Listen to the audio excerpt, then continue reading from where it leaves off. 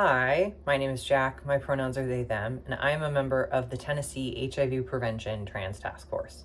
And today I'm going to be talking about naloxone.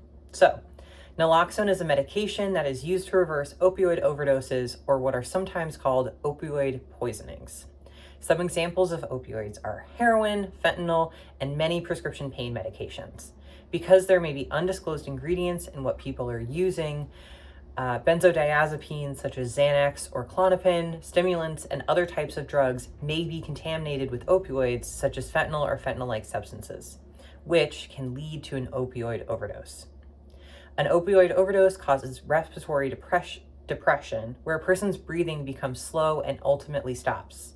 Naloxone reverses the effects of respiratory depression and allows a person to breathe again.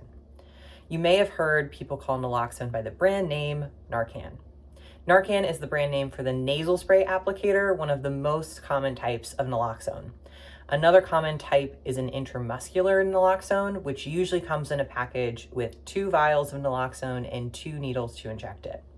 Although it's less common, naloxone can come in an auto-injector form, which talks the person through the steps of using it, but that can be expensive and difficult to get. There are many ways for people to get naloxone. So, local harm reduction programs and community-based organizations may distribute naloxone to community members who need it, often accompanied by a short training to make sure the person knows how to use it. Next Distro and the National Harm Reduction Coalition both have online tools to help people get naloxone. In Tennessee, there is a standing order that allows pharmacists to provide naloxone to anyone who needs it without a prescription, and most insurances will cover at least a portion of the cost.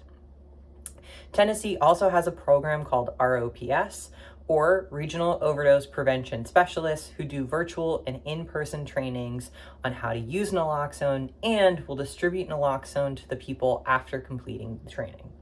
An internet search for ROPS will bring up a map of each specialist's area and their contact information.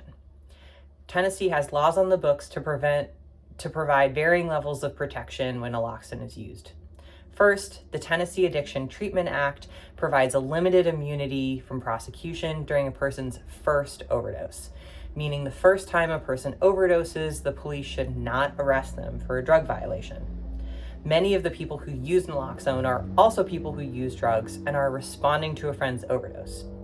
Second, the Tennessee Good Samaritan Act protects people from liability should they need to administer naloxone to someone they think is experiencing an opioid overdose. Having naloxone is something everyone should do, regardless of if you use drugs or not. The benefits of carrying naloxone far outweigh the risks.